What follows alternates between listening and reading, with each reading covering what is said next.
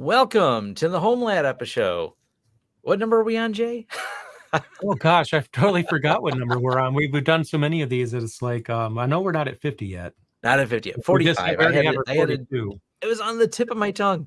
It is number 45. We had a meeting. Well, Jay did one that ran over, and I kind of had one that ran over as I was working on something before I got set up. So you get those distractions, and your notes are not in front of you right away. So this is Homelab Show, episode 45, where we're going to talk about Yubikey. These things are awesome. They can save you some convenience. And this is one of those rare exceptions where it's actually relatively convenient and secure. Generally, security and convenience are at odds with each other. When people, this is what makes them not want to do security or have long passwords or go through multiple steps of authentication, because it's hard, it's inconvenient.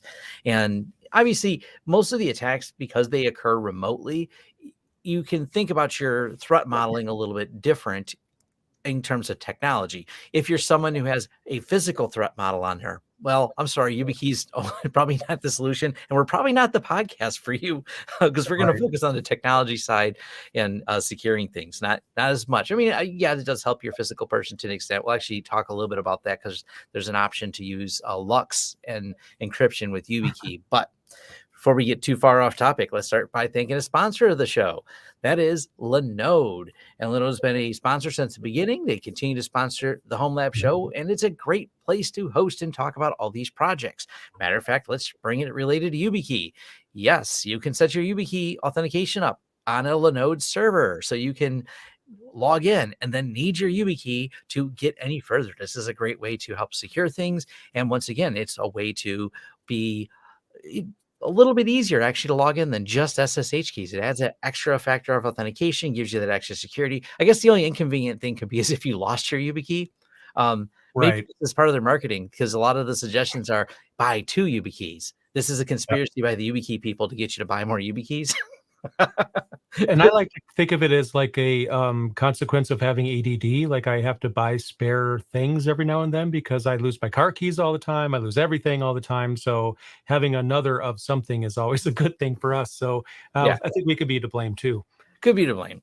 But either way, when you set it up, it is recommended you use 2 of them. We'll get into why later in this video, but we want to thank Linode for sponsoring. Head over to linode.com/homelab show to get started. It gets you some free time on their servers. So go ahead and get started with that. And thanks, Linode, for doing this. We appreciate it.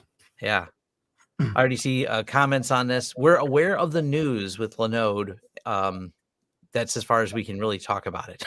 Yeah, we haven't even had a conversation between ourselves about that as of yet. And it's kind of like one of those things we're just kind of digesting that. And Linode was bought by Akamai, so we can get the elephant out of the room. Right. That happened. I found out late last night, personally. So barely, I haven't even had 24 hours on it yet, but it's one of those things I might make a video, I might not. I haven't decided yet. Yeah. So, all right, that's as much as we can. We just don't have anything to say. It's not that we know anything more. Matter of fact, it turns out a lot of people didn't know this was going to happen until it happened, like it was breaking news. So I think people could probably accuse me of knowing about it, but I didn't know. I didn't know anything. So none of us knew anything. We were not under any disclosure. We were like, oh, look at that interesting piece of news. That happened. Now, I think there's one thing that we can all agree on, and let's be honest, there's few things in life that there's universal agreement on. There's always debate about everything. But I think one thing I feel safe to say that there won't be any debate on is the fact that passwords suck. Like, they do. Who likes passwords? Like, raise your hand if you think passwords are awesome. And I really don't think anyone's raising their hand unless they have oppositional defiance disorder, but no judgment on that either. Yeah. Passwords are horrible. We have to try to remember them and manage them and resist the urge to make them the same across different devices, which we all know is bad. But I mean, honestly, like, can you say you've never done that? I mean, even I can't say that I've never done that. But you shouldn't do that. And we need something better. And passwords are one of those things that I'm surprised we still have. If you were to ask me 10 years ago, do you think we'd still be using passwords in 2022? I'd probably say no. We should have something better by then. But people listening can't see me, but I'm holding up a computer mouse which is another thing that I wouldn't think we'd still be using that we've had since the 80s. But So Star Trek lied to me. it kind of did, like Scotty, like computer, talking to your mouse. I know. Scotty he had me hoping for the future. I remember seeing that going, I can't wait till a time like that. But and it kind of we aged are. me a bit, but that movie in particular, Star Trek 4, was the very first theater movie I've ever seen in my life. Anyway, we didn't come here to talk about Star Trek, although I know a few people wouldn't mind that. The fact is, passwords suck. We need something better. We're kind of like in a crossroads where we have different technologies that do exist, but they're in varying levels of adoption industry-wide. So that's kind of the hard thing, is that we could develop something that's amazing and will replace passwords, but will people implement it? I don't know. Now, YubiKeys give us kind of that extra layer of protection, because if your username and password were to leak out without second factor, obviously that's really all someone needs to get into your account. But with the YubiKey or a device like the YubiKey, there's another layer. So you have a button that you have to press to verify you have the thing in your hand. Or if it's NFC, you just kind of wave it around or put it in the back of your phone. And that makes it such that if someone gets your password, then hopefully they won't get any further than that. Obviously, change your password if you think it's been compromised. Don't rely on the YubiKey to always protect you, but it's kind of one of those things that'll help you out. Now, this is a Homelab podcast, so why do we care, right? Maybe we do, maybe we don't. But I think in today's day and age, whether you're an enterprise user, Homelab user, this is a good thing to have, because I've seen people have their Twitter accounts owned just because they have a username that another person thinks that they want more. So they take over an account just because they want the username. You don't even have to be famous. You don't even have to have a YouTube channel or anything. Sometimes you just have to consider having one or having something to help protect you. And the YubiKey is a hardware device that allows you to do that. And I'm in the process of making another video. There is a video on my channel already about YubiKeys and setting them up, but I'm going to be making an updated one. You can still watch the original. Probably not that great compared to the production quality now on my channel, but it is there. But part of my my desire to dust this topic off again is because the product lineup is just confusing. And when I first looked at it recently in preparation for writing this script, I mean, I've been working on it off and on for a month, not because it's difficult. I have other things going on. But part of it was like, what do I tell people to buy? Like, there's pros and cons of each. And you would think if you buy the most expensive product in a lineup, you get all the features of the ones or the models underneath it, plus new features, but that's not really the case. You actually lose some features on the more expensive YubiKeys. So I think that what we're going to do in this in this podcast episode is talk about the basics of the YubiKey. And then in the video that I'll be putting out, I'll go a little bit more into detail about it. But there's a lot of advice I think we can give in this video. Yes. Episode. I've been recording a lot and saying video over and over again. I'm working on like 80 videos at the same time. And no, I'm not. I also shared out Jay's video he did on how to turn on with authentication. There's a couple of PAM modules you need to load in Linux. This will allow you to use YubiKey for your Linux desktop. This will also allow you to use YubiKey for your SSH and servers that you set up. So there's those videos already exist in those tutorials. So we're not going to get into some of the walking you through step by step, because those already exist, and I'll throw them in the show notes. But they're also when I tweeted out the show, it's in the Twitter, and it's easy to find on Jay's channel if you type in YubiKey. Yep. I think it's the only video you have on YubiKey, if I'm not mistaken. I'm not aware of. I don't remember doing another one. Yeah, and that one's dated, but like I said, a new one will be coming. So first of all, what can you use a YubiKey for? I think that's a good place to start. And you already mentioned a few things there, right? So SSH is a big one for us because we use that a lot. So having SSH, protected with a YubiKey, you have to press the button. Basically, you type in SSH or your SSH command, you type in your password, unless you have key authentication, as you should. And then the next step is it's going to ask you to press the button on the YubiKey, and you do that, and then you're logged in. That's one thing.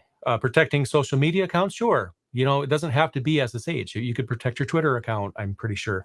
I don't remember what all services support it, but I think most do.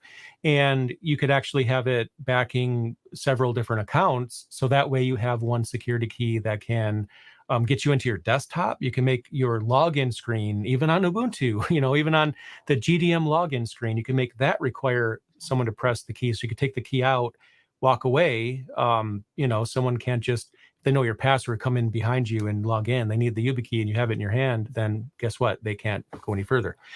Server logins, like you said, you could set that up.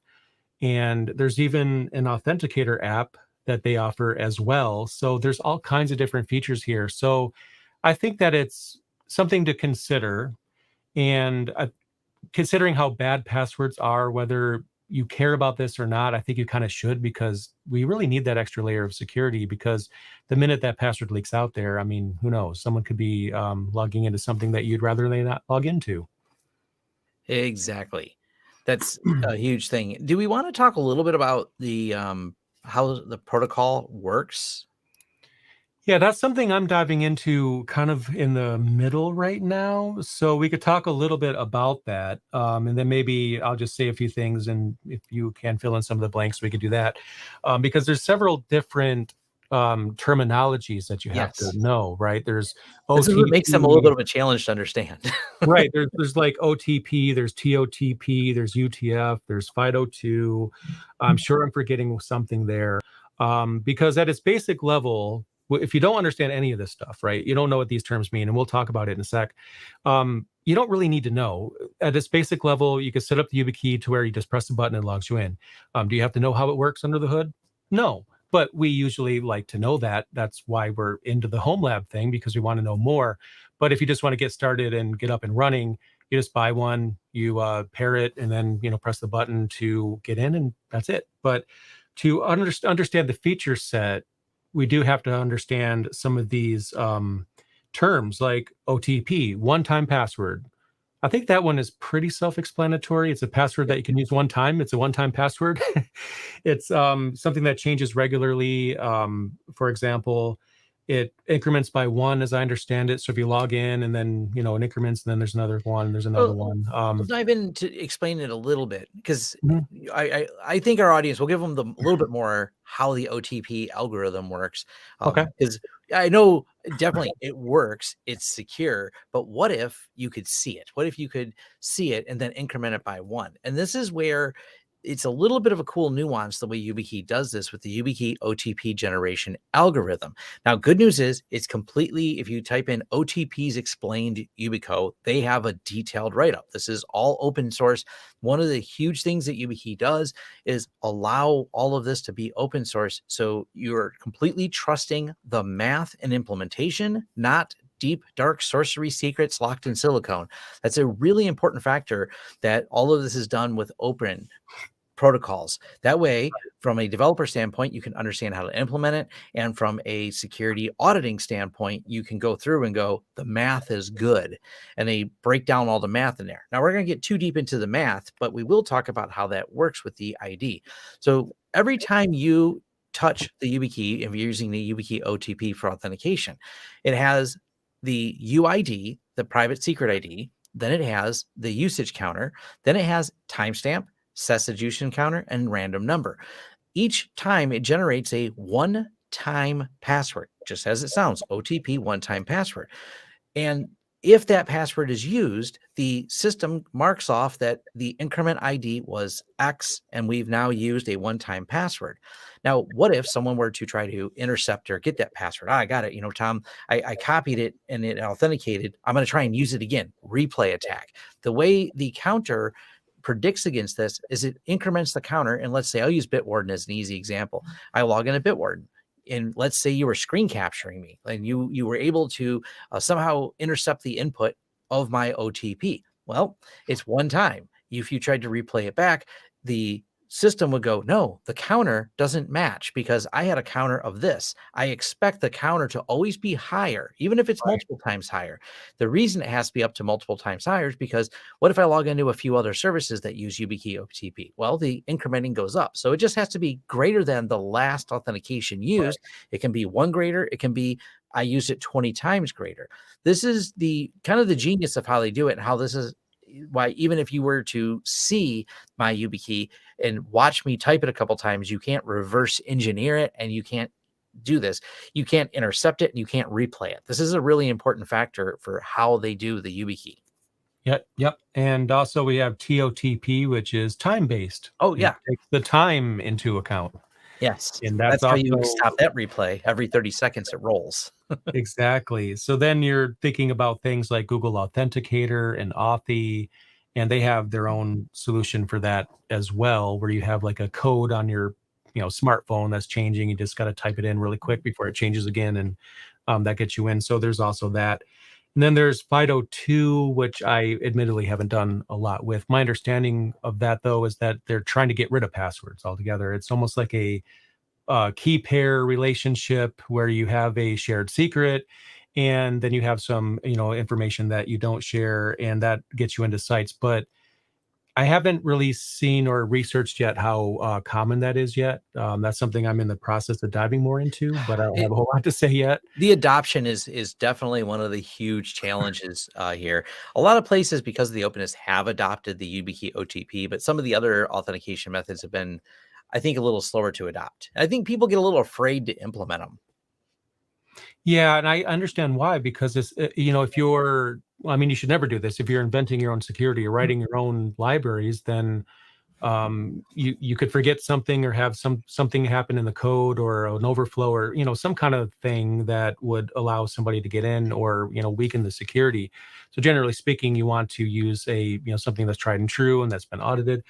But you get off into the weeds when you start to configure some of these things, and I think it's unfortunate that people are slow to adopt it, but it's also a good thing because we shouldn't just blindly accept every security solution that comes our way. We do need to vet it before we implement it, and especially in enterprise.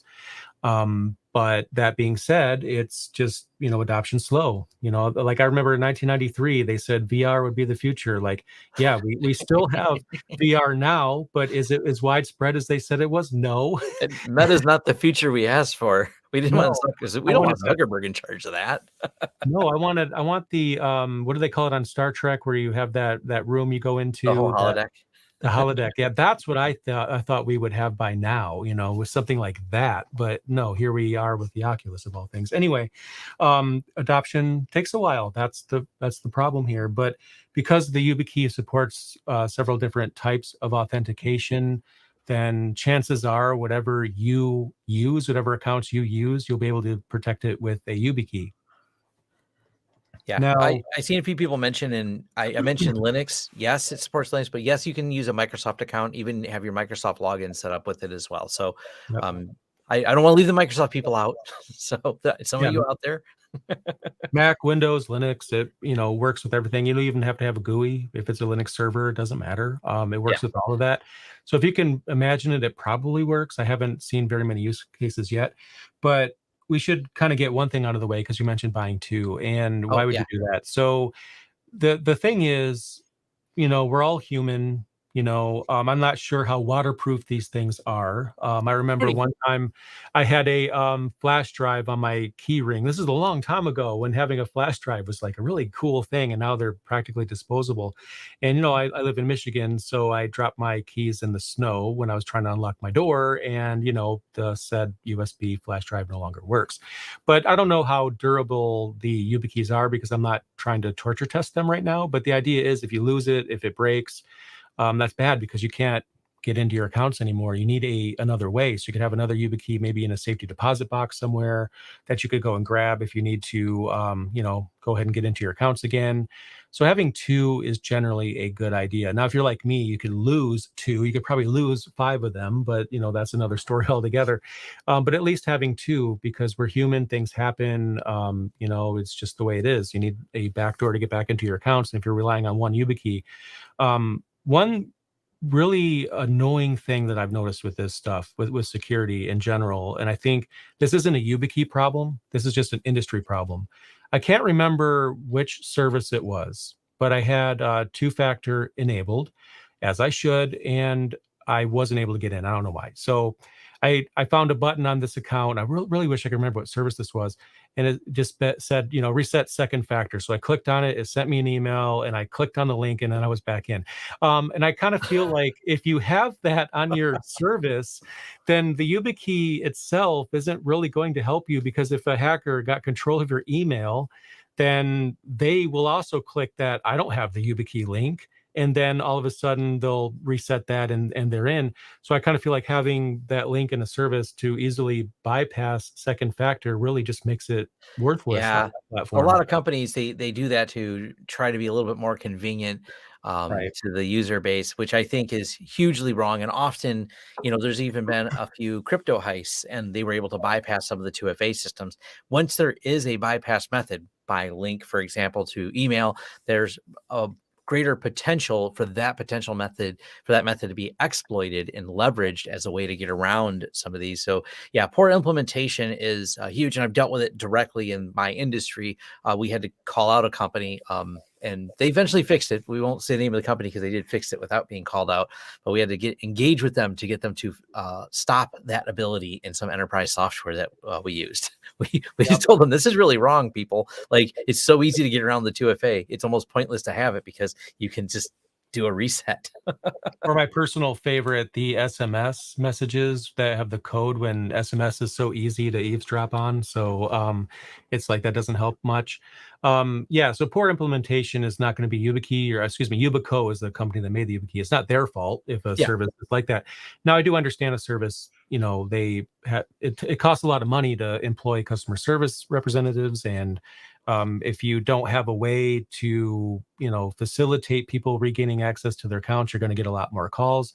But at the same time, the way I feel is that if I decide to use a YubiKey or a similar hardware device, then if I lose it, it's my fault, right? I don't feel like I would ever want to put that on a customer service agent to help me, because I made that decision to lock my account down so no one else could get into it. And if that also means I locked myself out, well, I took that risk when I set this up. So they shouldn't have a link on there to bypass it because I made the choice to not have that. But on their standpoint, it's going to be, but we have way too many calls and not enough people to answer them. So that's a whole other debate we can get into, or maybe you could get into in your other YouTube channel. But that's not for us today. But the bottom line is, have to at least just put one away in a safety deposit box, or maybe stash one at a relative's house if you trust them. Keyword, you really got to trust where you put that thing. But at least have a second way to get in if the primary way isn't working or isn't possible. Yeah. So now we could kind of get into the confusing aspect of it. And this is something that I'm still wrapping my head around, honestly. But the confusing nature of what to buy, because there's so many of them. Now, any YubiKey that you buy, and they can be as cheap as, I think, $25 on up to like almost, or if not $80, depending on features. Any of them will help you secure your accounts. So if you're, obviously we have a lot of tech people here. This is a tech podcast, but even if it's like, a relative that's not tech savvy, you want to protect them to protect their accounts. It's pretty easy. Just go into the settings of the service that you are using. Basically make your YubiKey able to be that second factor, and then you're done. You don't have to know about the protocol. You don't have to know what it's like behind the scenes. So the barrier of entry is small, but when you get past the barrier of entry and you're like, oh my God, which one do I buy? That's where it gets a bit confusing. And the bigger part of it is not their fault, right? Yubico, I don't think, just an opinion or a theory, they want to, piss people off. I don't think they want to do that. I don't think there's a marketing advantage to making things confusing. But the industry, we have USB-C, USB Type A, we have, Lightning, and all these other different ports. And the average person is going to have unlike devices. Nowadays, USB-C is so common that it is very well possible that someone listening has USB-C on all the things and they don't care. They're just going to buy the USB-C version of it, which is great. But then some people might have an older iPhone that doesn't have a USB port on it, or maybe they need USB on the go. Then there's NFC, near field communication. So there's no port. You just kind of, you could actually have it behind your phone and it gets in that way.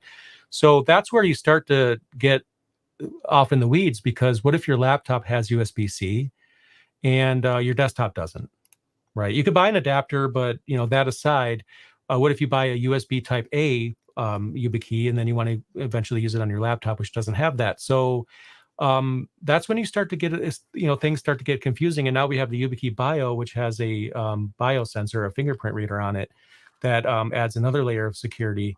But that has fewer features than, because you don't have I believe it's NFC that you don't have with the Yubikey Bio. So There's a little confusion around that. So that's kind of what I want to talk about next, because it's just one of those things. Yeah, it looks the Yubikey Bio Series FIDO edition. So supports FIDO WebAuth, available USB A and C, has the fingerprint on there. But it's obviously, like you said, it's missing the NFC, which is really handy. If you look at the table, it's just weird because, this classic little table where you have the different levels of a product. You have the product and then super product and ultra product and, goes on up regardless of what it is. And you have these little green check boxes where the first one, the cheap one, has like 4, and then the next one has 10 and then 15. But when you look at the compare page from Yubico, you'll notice that some of the more expensive ones are missing some check boxes. So it's not about buying the most expensive one. It's about buying the one that has the features that you need in particular, which might mean that $25 Yubikey is perfect for you. That's all you really need. And if you need that fingerprint reader, then of course you are going to need the fingerprint reader, but then you actually sacrifice NFC. Doesn't have a lightning port. It's just USB type A. So basically we're talking about desktop use at that point. But to go all the way back to the beginning and work our way up, we have the Yubikey 5 series. And I'm actually looking at the table right now, so I'm hoping I don't misspeak here. But for the entry level is the security key series. So this is actually the cheapest one, $25 US dollars up to 29. It has pretty much, I think, most of what people need. You could buy a USB-A version, a USB-C version of that. It also has NFC, depending on which one you get. Supports FIDO. We were just talking about that. It does say water resistant, so I guess I didn't notice that. It's crush resistant too. I don't know how crush resistant it can be, but I maybe if you drive a car over it, it'll survive. I doubt it though. No batteries required, so there's that. And there's a whole bunch of check boxes. I'm not going to read all of them, but what you do is you look at the check boxes and see what's missing, and maybe the $25 one is perfect for you. The Yubikey 5 series is generally what I recommend starting with because it has probably more than slightly more features, because you get like one-time password. You can actually use OTP, OAuth, which we haven't talked about yet, OpenPGP. There's a bunch of additional security things that the Yubikey 5 series will enable you to have. And at that point, it's just a matter of what connector do you have. Obviously, if you have a connector type that all your devices have, buy that one. So if everything you own has USB-C, buy USB-C. That's probably a no-brainer at this point. But if you have on-like devices, that kind of gets a little confusing. So depending on what kind of hardware you have or what you're protecting, that'll determine which version of the Security Key 5 series you'll go with. Yeah, and I would, like you said, the 5 series, not the security key series, but it's called the Yubikey 5 series, has the most support for everything, including a couple custom functions if you want to use the personalization tool. Oddly, that's not supported on the security key series. I mean, security key series saves you a few dollars if you're buying in bulk. Maybe that helps you. But once you go to the Yubikey 5 series, you have all the features you're looking for. And they do have one for those of you that need FIPS 140-2. That's just more of a compliance thing. So they do have the FIPS series one. That's really going to only apply to people who have specific needs, usually when you're interacting with government entities. We won't get too off topic on that because that is a debate into itself. Exactly. Now, the security key series, as I understand it, it doesn't support login to a desktop operating system or laptop operating system, Mac, Windows, Linux, whatever. There's X's for that. So if your use case is to protect logging into your computer as well, then you can't go lower than the Yubikey 5 series at that point. That's your lowest barrier to entry right there, starting at $45. Now, one thing I think is interesting is that the little matrix here that I'm looking at, we could put a link to that in the description or whatever, but they basically list the password managers that they are compatible with, which is pretty useful. So if you use a specific password manager like Bitwarden, for example, like Bitwarden supports all of them, like literally all of them. Yeah. But then they call out Dashlane. And I think this is kind of funny. There's an X on everything. So regardless of which Yubikey you buy, you can't use it with Dashlane. So I don't know if they're just trying to make it so that people that use Dashlane know that Dashlane does not support any Yubikey at all whatsoever, or they might be calling out Dashlane to say, you need to support us. We're putting it right on our website that you are the only one that doesn't. So you need to kind of get with the program here. I'm not sure which it is or a mix of both, but they do list Dashlane as being pretty much impossible to use with a Yubikey. Interestingly, the LastPass Premium won't work with the security key series. You do require a Yubikey 5 to work with LastPass Premium as well, which I thought that was interesting. Yep, and as soon as you go to the Yubikey 5 series, then you get support for a Keeper, whatever that is. I don't know. LastPass, 1Password, and Bitwarden Premium. But of course, like everything else, Dashlane is a no-go. So that's not going to happen. So Dashlane, I don't know if it's your fault, get with the program. I don't know whose fault it is. If someone doesn't want to work with someone, that's all I can gather from that. Or they just haven't gotten around to it yet. Now, the Yubikey Bio series is interesting, especially interesting because that's the one. Now we're outside the 5 series at this point, right? So that's another series altogether. And currently, I only see one listed. I have several of these I'm going to be playing with, but it has a fingerprint reader on it.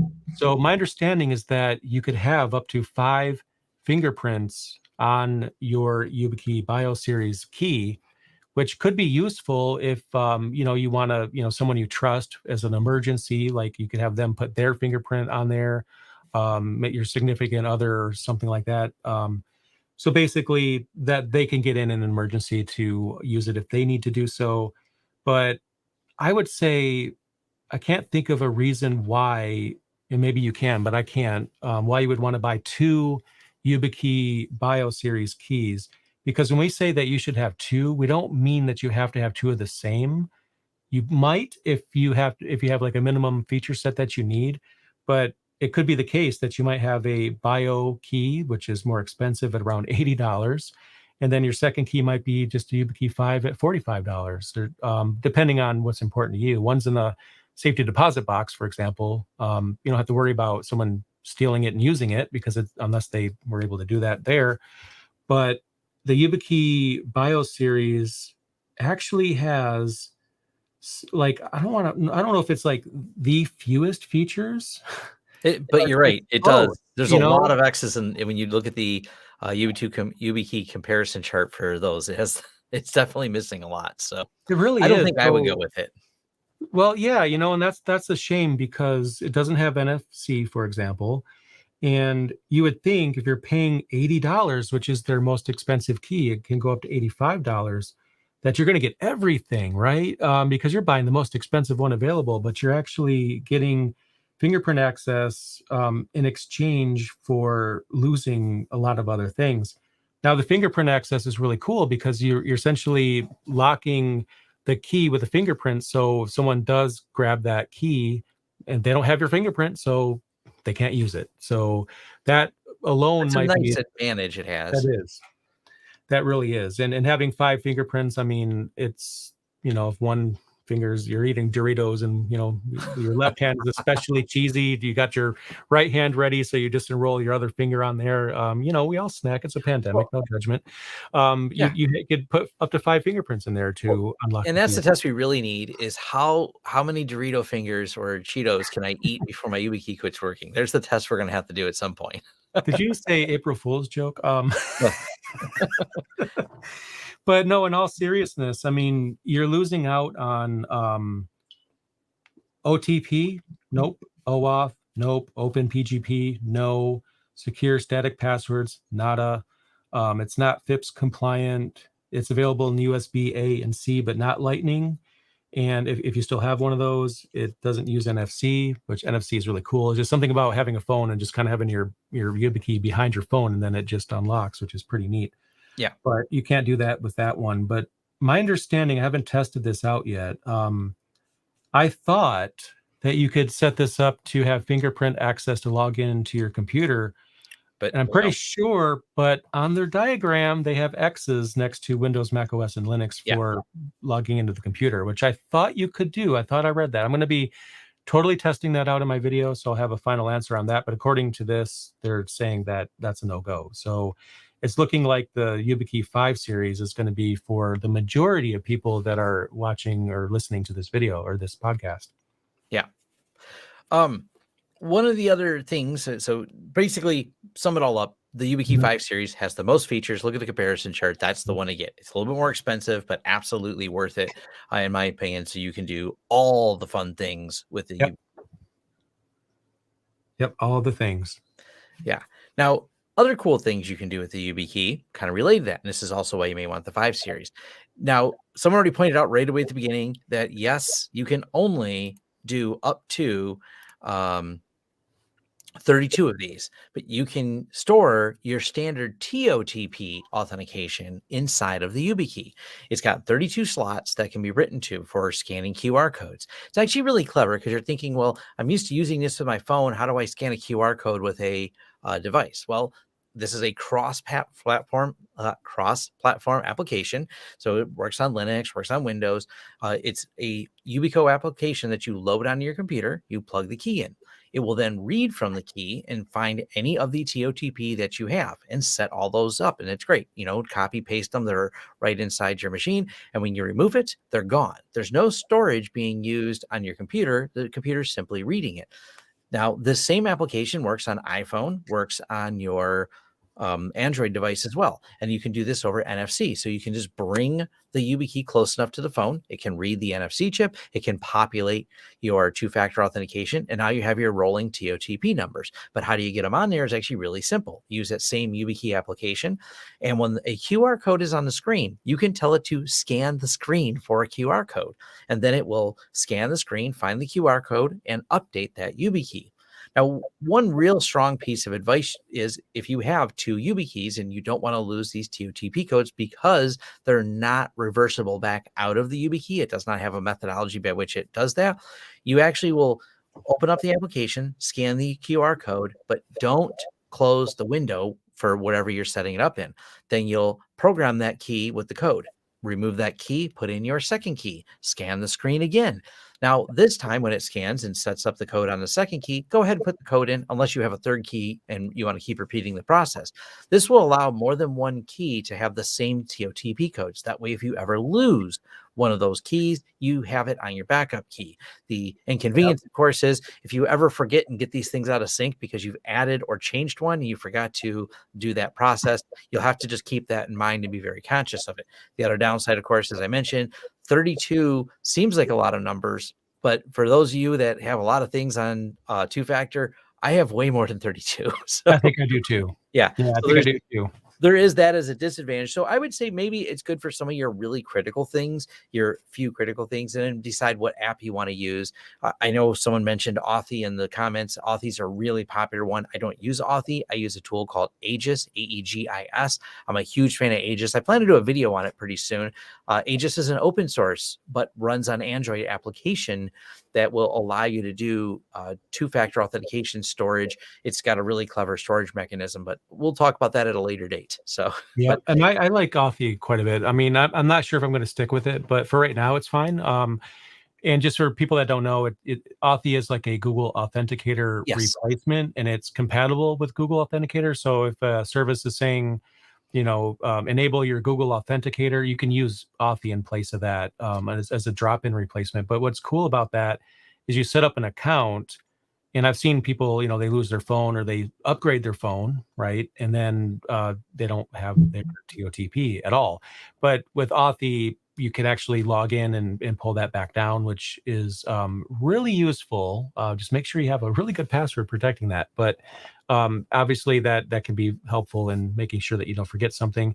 As far as whether or not I would use Yubikey for that, I don't know yet. I'm still kind of...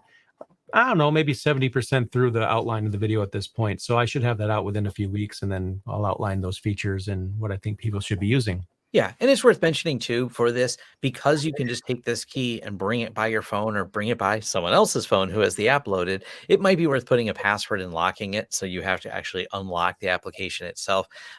Just an extra little step, because obviously if someone wanders off with your key, they're small, they're easy to lose, but they're also easy for someone else to find. Therefore, a good way to look at this is going to be, you probably should have a password on there so other people can't read your TOTPs. The other side of this is it's your second factor of authentication, not your primary. So they would still require that they know your password and then use that. And of course, if you realize you have lost or someone has wandered off with your YubiKey, you should go through and start resetting all of your 2FA, because once it's no longer in your possession, you have an unknown quantity. And there was a story I so wish I could share about this, where someone had to rekey everything because a friend of mine who works at a very large enterprise company did lose his keys. Not, you didn't think anyone stole them. He left his laptop on top of his car and drove off. And it was a very specific laptop supposed to be kept in a security case that was not. I am a major klutz, but I have never done anything like that. That is on a whole new level, I think. It caused them to have to rekey all of servers at data centers because they didn't know the status. They said, was it in a unlocked status? And he says, I honestly can't remember. I was moving and I meant to put it back in the case. I put the case that he keeps it in a locked case because they had the signing keys on it so they could sign software, and they very much keep it shut down, passwords and locked. But he just was using it outside, and he did finish something before he moved and set it on his car and put the case locked in his car. He panicked when it wasn't in there. Then he realized, I left the laptop on top of the car. Yeah, context switching is really hard to do. You know, you're doing one thing and then you have to switch to another thing, just kind of like having a meeting before this podcast started and context switching to start this one. But that's the eternal struggle of, multitasking, I guess. Yeah, but nonetheless, do lock these devices, especially because they're so easy to do. And I mean, it really comes down to your personal threat level. More than likely, if someone were to find this, the average person doesn't know what the YubiKey is. Sometimes we get caught up in our tech world, and yes, it's a security threat. But the other side of it is, if my wife's seen it, I don't think she would know what it is. And I work in security; she knows what I do, and she wouldn't know what a YubiKey is if I asked her. Like, I'm going to throw this flash drive in the garbage because every time I put it in the computer, it just spits out random gibberish, and then it doesn't show a drive or anything. So obviously there's something wrong with this thing. I'm just going to toss it, is probably what most people would do, I guess. Right. So those are a few thoughts on there. All right. What's the next topic?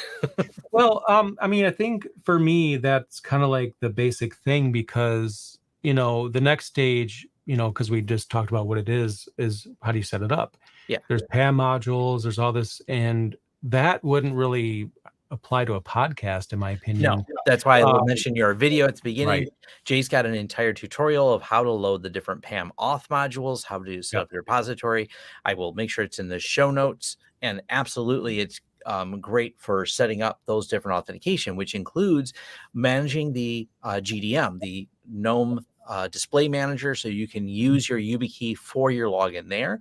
You can have it as part of your sudo, so you type in your sudo password. The only thing, and I don't think this has changed, Jay, and Jay comments on the video on this, when you are prompted for your 2FA, for your sudo, you type a sudo, it prompts you for your sudo password. It doesn't prompt you for the YubiKey. If the YubiKey is not installed, it just fails, but without telling you it's the YubiKey missing. Yeah, that was something I remember bringing up in the video, and I'm not sure if there's a fix for it, but I'm hoping to look into that and see maybe it's better now. So yeah, it's what you said. It's like it's looking for something, but it failed the password, but I typed the right password. What's going on here? No, the YubiKey wasn't plugged in and wasn't accessible or whatever.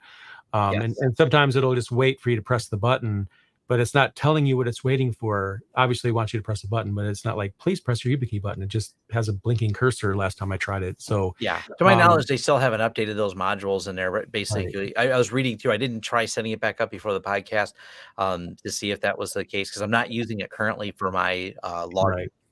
Now, one thing that there's plenty of write-ups on, but maybe I'll do a video on this, is there's a way you can use it for LUKS encryption. So you can use it as part of your boot up. Now, I highly recommend, I've done a video on LUKS encryption already, but not specifically LUKS plus YubiKey.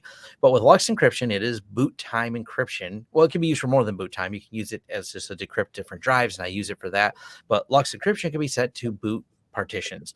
That way, when you boot up your computer, you have to unlock it to get any further. This prevents people from doing things like removing the hard drive and getting any of the data off of it. So even if they have physical access, LUKS encryption is nice.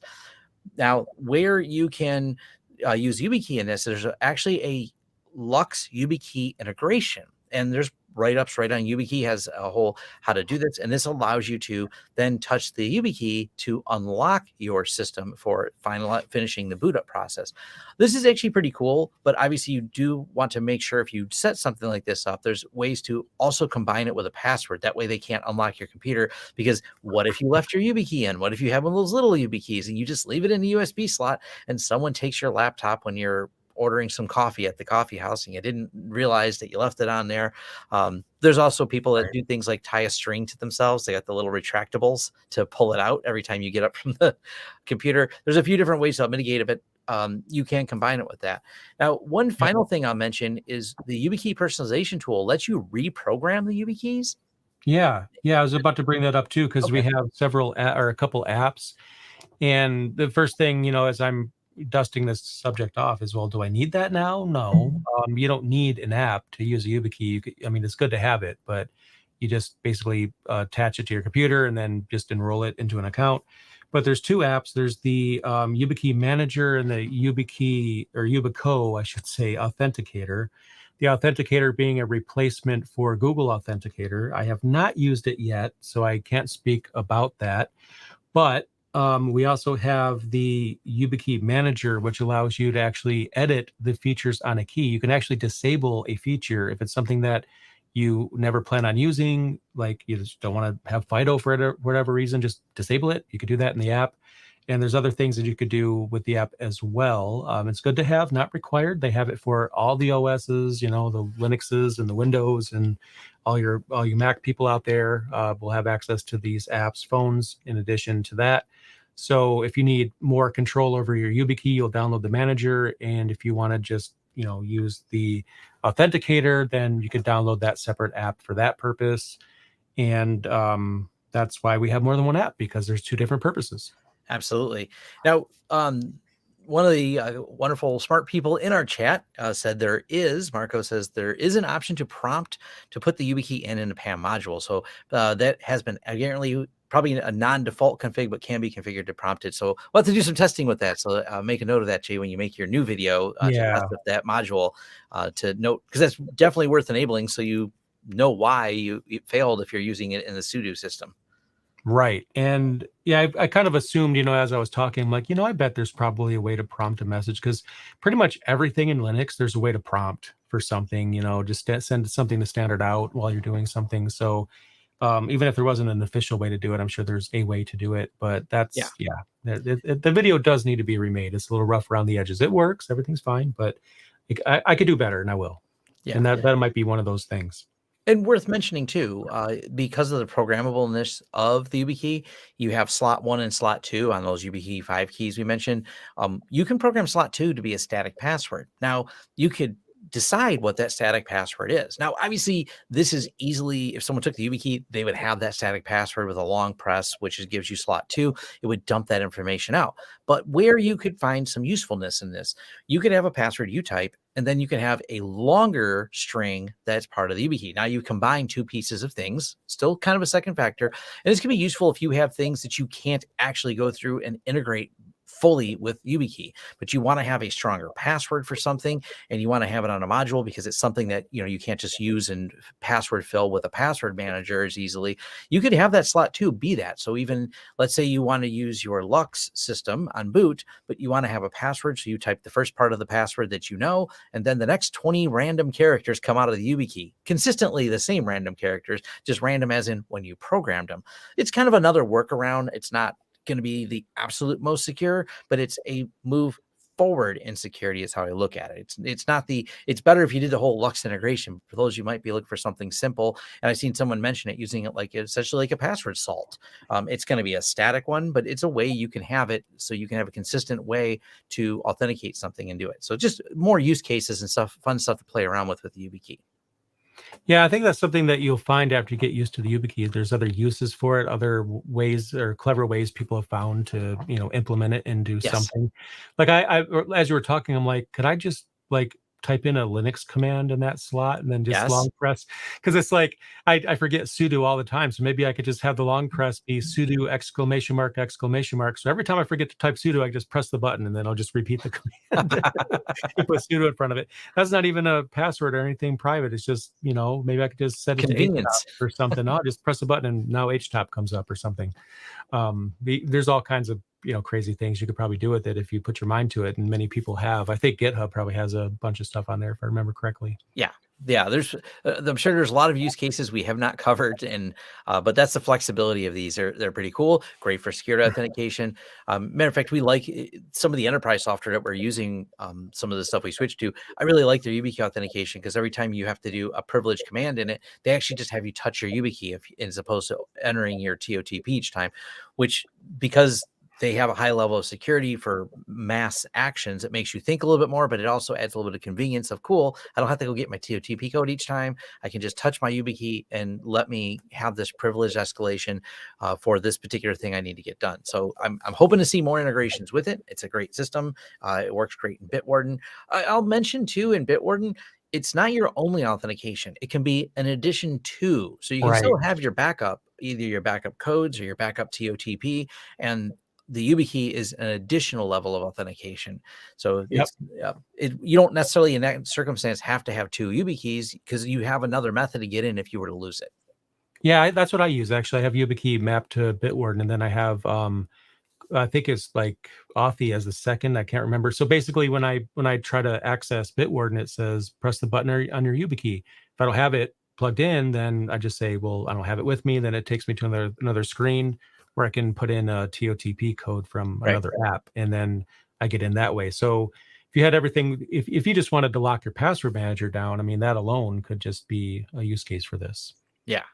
So this was, by the way, we should have got this sponsored by Yubikey. It was not. It probably wasn't. Excited. I actually reached out to them because I like them so much. The way I look at it, if I like a company, maybe they'll want to sponsor. But I literally sent them a couple of emails because I bought. When I bought the Yubikeys, they looked at my email address, the domain name, and like, oh yeah, you're that guy. And like, yeah, do you want to sponsor a video sometime? I love your company. They've never responded. It's been months, so I guess they just don't do that. Yeah, sometimes. I don't know how often they do any type of sponsored stuff on there. They're such a well-known brand. It's not like we're trying to promote them as a specific brand as much as they are such a well-known brand. They're so they're just there. They're omnipotent in the market.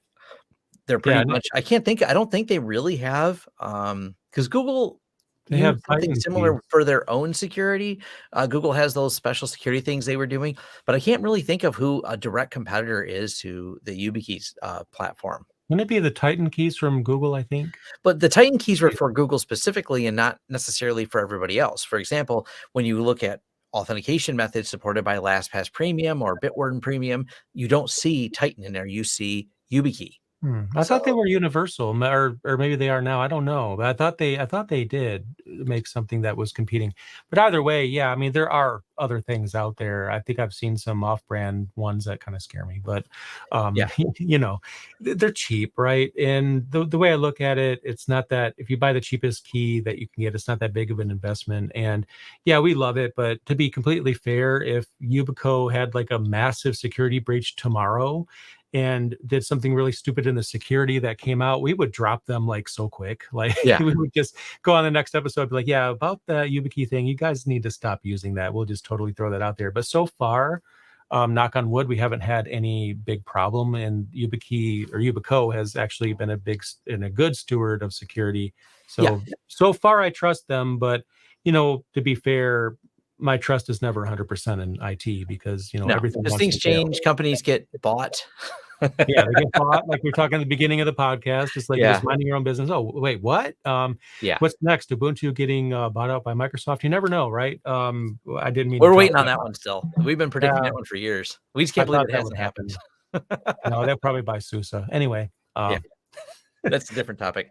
Somebody will buy something. They're too busy buying. Microsoft is too busy buying video game companies right now, so they don't care. Yeah, they're trying to buy. They're not in. They don't have the push they had in the school market they used to. So now they just buy the game companies and go, hey, you liked us. Remember, we're the Minecraft people. Come on, kids, buy Microsoft stuff later because we're the Minecraft people. You remember Minecraft? You like that, right, kids? Yeah, you want our system.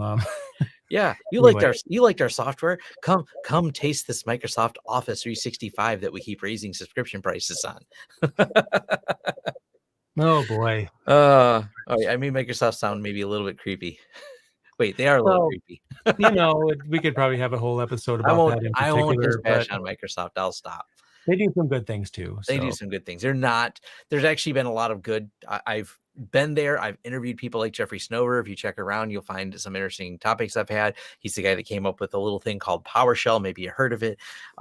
There's some definitely really good people on there that at Microsoft. I will dog on them as some of their past, and they're still a large corporate company that occasionally makes bad decisions, but there are some really good and really talented, smart people that care about the greater ecosystem of things and actually care about open source too. So I will completely say that. I just like making jokes about them and their corporate overlord buying everything because you're right, they're buying all the game companies. well, speaking of yeah, like insanity and things, like someone I have to bring this up in the chat room, is just so funny. I don't know if this would work in practice, but Winston mentioned security through insanity, where you have YubiKeys, like a bunch of YubiKeys. You have to press them in a certain order to get into your thing. I'm pretty sure though that when you press the YubiKey button, that the enter key is programmed to like press enter. So I don't know if that would work, but that'd be hilarious. Where you have like 4 YubiKeys, and you have to have a certain pattern. I actually but then like again, that like, idea. are you going to plug them in the same order every time? That's just funny, security. What if we did this as an escalation? This could be a fun video day because they press enter. You actually set the system to prompt for a series of YubiKeys. So any elevated privilege action that was going to be very needs a high level of authentication, let's just say, you would have the first person put their YubiKey in, second person, and a third person, or 3 YubiKeys in some pattern. That actually could be done. That way you need 2 people's authorization or 3 people's authorization to actually get an action done. This could be fun. That another thing. We could probably do this in the SSH modules where you just loop it to require more than once in the PAM module. Maybe there's a way to tell it to ask for each key, because when you're setting up the keys and all right, you guys got us way off topic. Well, I think one last thing I'll mention to go further off topic, because why not, right? What if you want to reboot a server and you have 3 system admins, each one has a YubiKey, and each person that are they're remote, they each have to press the button in order to reboot the server. So it's kind of like how the nuclear reactor is like, oh yeah, you have to have like this key and this key and this key. To reboot a server, you have 3 admins, 3 YubiKeys, and each one has to press their button to facilitate the reboot. So no one person is to blame for a reboot that shouldn't have happened. Absolutely. There's all kinds of crazy things you can do with this stuff. Yeah, I do. Like someone said, use the Shamir secret splitting schema, where you can have you always need a quorum of at least 3 out of the 4 people with the secret together. So yeah, that could be fun. There's so many different ideas. Just add rm-rf/ because someone mentioned something similar in the chat, and then have that be the thing, and then just throw it out in the middle of a parking lot. See if anyone's stupid enough, and if they're running Linux or Mac, they plug it in and press the button, they wipe out everything. Yep. You shouldn't have used it. You shouldn't have done that. Don't ever do that again. Put something in your computer that you found on the street. Absolutely. All right. Don't do any of those things. I'm just in a oppositional mood, I guess. Yeah, it seems like fun though. Come on. It kind of does, right? Yeah. I actually have a bad USB here that we play with at the shop. I haven't tried it yet. I got to see if the new guy will put it in his computer. So that's always the fun thing, is hand it to the new guy. Says it just goes over to my friend Xavier's site that says you've been hacked by Xavier, and it launches a browser in Windows and opens up his site. Why not a Rickroll? I mean, that'd be the best. Yeah, what it brings you right to is how to buy security from him and auditing from his. So, but Rickroll's fun too. That is so brilliant. That's the best way to sell your services right there. Yes. So, all right. Well, thank you very much. I will have Jay's video where he talks about how to get this set up. Jay is coming out with a new video that will be out, but you could be watching it sometime in the future when that video is out. And that will also be in the show notes if it exists yet. But either way, check Jay's channel. He's got lots of great stuff over there regarding this. And awesome. Thank you all for joining us, and we'll see you next week. Thank you.